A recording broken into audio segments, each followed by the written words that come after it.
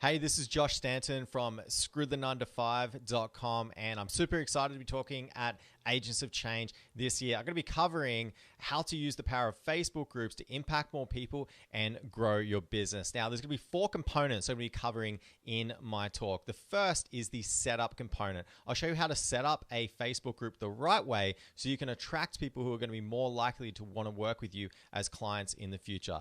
The second component is the growth component, and this is all about strategies. These are free organic strategies that you can use to grow your group without having to spend money on paid traffic. The third component is the engagement component, and this is where I'm going to show you how to engage your members effectively without having to spend all day in front of a computer or on your phone doing this all day, right? You don't want to do that.